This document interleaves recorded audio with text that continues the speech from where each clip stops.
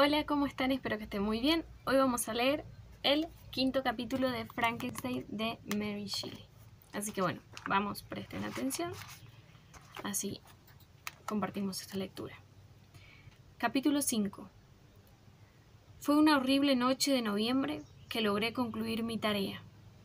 Con una ansiedad que casi llegaba a la agonía, uní los instrumentos de la vida a mi alrededor para poderle otorgar el soplo de la vida a esa criatura que yacía a mis pies. Era la 1 de la mañana. La lluvia caía desmayadamente contra los vidrios. Y mi lámpara estaba por apagarse, cuando por el resplandor de la luz casi extinguida, observé al ojo sombrío y ocre de la criatura abrirse. Respiró fuertemente y un movimiento convulsivo agitó sus miembros. ¿Cómo puedo describir mis emociones ante esta catástrofe? ¿Cómo puedo delinear al monstruo que había formado con tantos pesares y desvelos? Sus miembros eran proporcionados y yo había elegido sus facciones para que fueran hermosas. Hermosas, gran Dios. Su piel amarilla apenas sí cubría sus músculos y arterias. Sus cabellos sueltos eran un negro lustroso. Sus dientes eran blancos como perlas, pero esto formaba un contraste mucho más horrible con su mirada acuosa, que parecía casi del mismo color que las órbitas en las que estaban insertados sus ojos, con su tez marchita y sus labios gruesos y rígidos. Los diversos accidentes de la vida no se transformaban tanto como los sentimientos del ser humano. Trabajé forzadamente por casi 2 años, con el único propósito de infundirle vida a este cuerpo inanimado. Por esto me había privado de descansar, había descuidado mi salud, lo había deseado con un ardor que excedía largamente a la moderación, pero ahora que había terminado mi tarea, la belleza de ese sueño se desvanecía, y un horror y un disgusto que me dejaba sin resuello cubrió mi corazón. Incapaz de soportar el aspecto de ese ser que había creado, salí corriendo del cuarto y estuve por largo tiempo recorriendo mi dormitorio, sin poder conciliar el sueño. Por último, una cierta laxitud siguió al tumulto interior, y me arrojé sobre la cama, vestido, tratando de encontrar algunos instantes de olvido.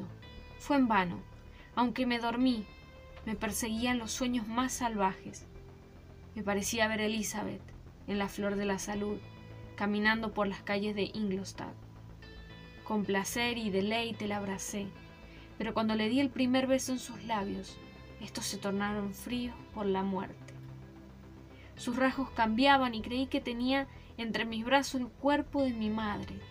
Una manta la cubría y vi los gusanos de la tumba arrastrarse entre los pliegues del paño.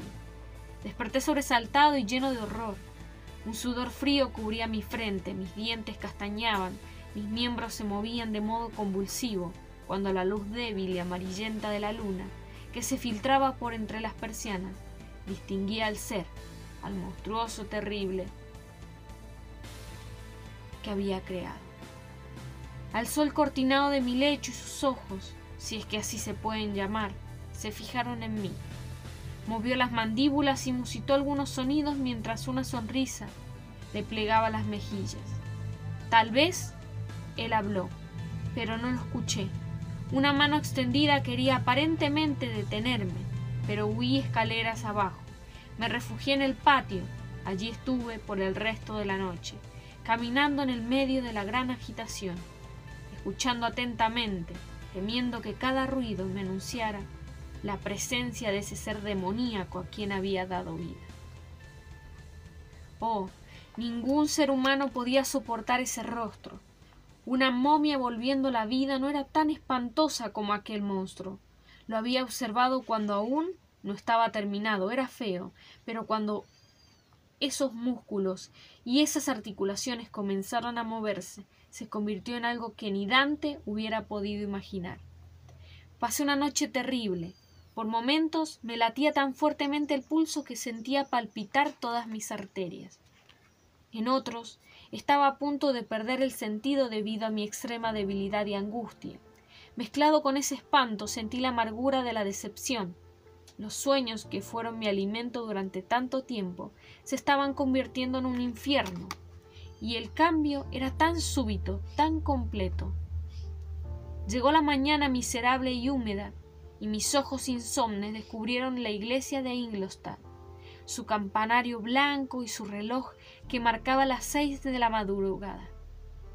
El portero abrió los portones que, durante toda la noche, habían sido mi refugio, y salí a las calles, a las que recorrí con pasos rápidos, como si quisiera evitar al monstruo a quien temía encontrar cada vez que doblaba una esquina. No me atrevía a regresar al departamento que habitaba, y me sentí impulsado a caminar, aunque me mojara la lluvia que caía de un cielo gris y melancólico. Durante cierto tiempo caminé de esa manera, intentando que el ejercicio atenuara la carga de mi mente. Atravesaba las calles sin tomar conciencia de dónde estaba o de lo que estaba haciendo. Me latía el corazón con miedo y corría con pasos irregulares, sin atreverme a mirar a mi alrededor, como alguien que en un sendero solitario camina temeroso con horror y habiéndose dado vuelta una vez sigue y ya no vuelve a su cabeza, porque sabe que un demonio terrible está muy cerca de sus pasos. Seguí de ese modo y me encontré frente de la posada donde variadas diligencias y carruajes se detenían. A este lugar llegué, no sabía por qué, pero permanecí con la vista clavada en un carruaje que estaba viniendo hacia donde yo estaba, desde el final opuesto de la calle. Cuando lo tuve cerca comprobé que era un vehículo suizo. Se detuvo donde yo estaba y al abrirse la puerta vi a Henry Clever, que me gritaba: «Mi querido Frankenstein, qué feliz estoy de encontrarte, qué coincidencia afortunada que estés aquí en el momento de mi arribo». Nada podía igualar mi felicidad al verle. Su presencia trajo de inmediato el recuerdo de mi padre, y de Elizabeth, y de todas aquellas escenas domésticas tan queridas por mí. Estreché su mano y por un momento olvidé mi horror y mi desgracia. Sentí de inmediato lo que no había sentido durante muchos meses: serena alegría y calma. Le di la bienvenida en los tonos más cordiales a mi amigo y emprendimos el camino hacia el colegio. Clerval continuó charlando por algún tiempo acerca de sus amigos comunes y en su buena suerte que le permitió acercarse a Ingolstadt. «Debes creer», me dijo, «qué grande fue la dificultad para persuadir a mi padre. Desde el conocimiento necesario no estaba comprimido en el noble arte de llevar libros y la verdad, creo que si siguió incrédulo hasta el final, pues su respuesta a mis ruegos incansables siempre era la misma, aquella que daba el maestro holandés en el vicario de Waterfield. Tengo 10.000 florines al año sin ninguna necesidad de conocer griego». Pero por último su cariño pudo más que su disgusto y me dejó emprender el viaje a la tierra del conocimiento. «Siento el mayor placer al verte, pero dime, ¿cómo dejaste a mi padre y a mis hermanos y a Elizabeth?» «Muy bien, aunque un poco preocupados por no tener noticias tuyas. En su momento me propongo yo mismo aconsejarte al respecto», continuó interrumpiéndose de pronto y mirando el rostro. «No reparé a que pareces estar enfermo, tan delgado y pálido, como si no hubiese cerrado un ojo en varias noches». «Has adivinado. Estuve tan absorbido en mi trabajo que no me he dado suficiente descanso, como puedes ver, pero espero con sinceridad que todo esto haya terminado definitivamente». Me sacudió un temblor irrefrenable. No soportaba recordar los acontecimientos de la noche y mucho menos referirme a ellos. Caminábamos con paso rápido y pronto llegamos al colegio. Luego pensé, y el pensamiento me estremeció, en que la criatura que dejé en mi departamento podía estar todavía en el lugar. Sentía verdadero horror de volver a contemplar ese monstruo. Pero todavía no era mi temor de que Henry pudiese verlo. Le solicité se quedara al pie de la escalera y me apresuré a dirigirme a mis cuartos. Tenía sido del picaporte cuando me dominé. Me detuve en un impulso y un temblor frío me recorrió. Abrí violentamente la puerta, como hacen los niños cuando esperan ver a un fantasma, pero nada había. El departamento estaba vacío y también mi dormitorio. No podía creer que me acompañara tamaña suerte cuando comprobé que mi enemigo se había ido. Aplaudí de alegría y me apresuré a ir a buscar a mi amigo. Subimos al departamento y casi de inmediato el criado nos vio el desayuno. No podía controlarme. No era tan solo la alegría que me embargaba, sino el exceso de sensibilidad que crispaba el cuerpo. El pulso me latía rápidamente. No podía permanecer quieto en un mismo lugar. Saltaba de las sillas, aplaudía, me reía desaforadamente. Al principio Clerval atribuía mi alegría a su llegada, pero cuando me observó más detenidamente, percibí una luz salvaje en mis ojos que no tenía explicación. Mi risa lo asustaba y sorprendía. «Mi querido Víctor», exclamó. «¿Qué te pasa, por Dios? Deja de reírte de ese modo. ¿Qué enfermo te encuentras? ¿Qué está pasando aquí?» «No me preguntes», le respondí, llevándome las manos a los ojos, ya que me pareció ver al espectro tan temido en el cuarto. «Él puede explicarte». «Oh, sálvame, sálvame».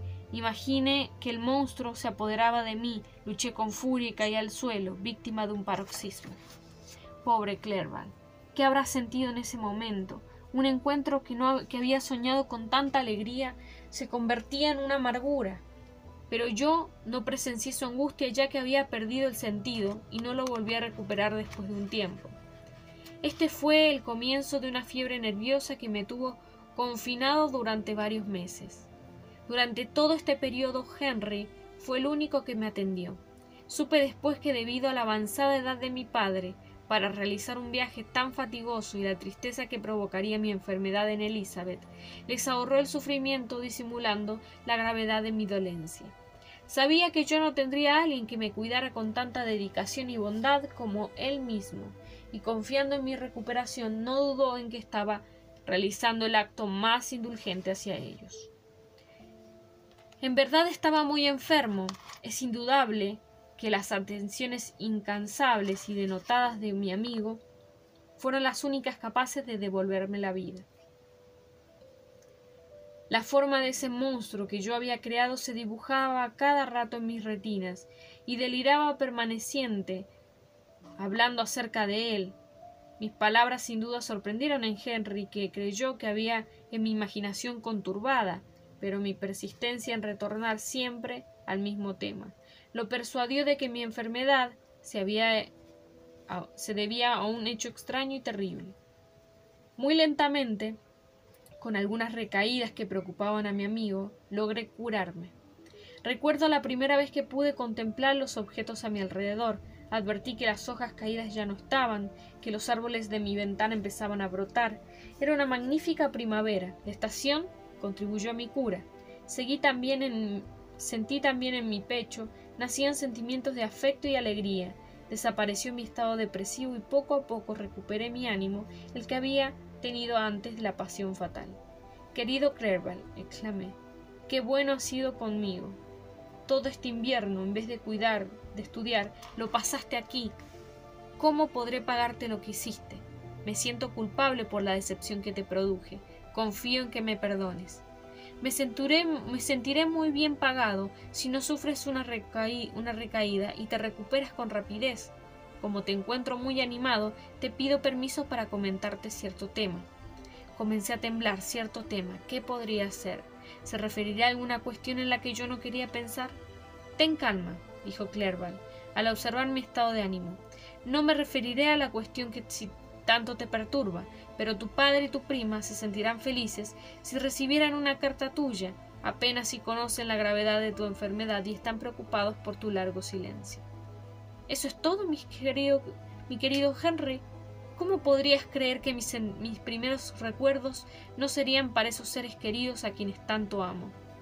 Amigo mío, si esa es tu disposición de ánimo, te alegrará esta carta, que te guarda desde hace varios días. Creo que le escribió tu prima».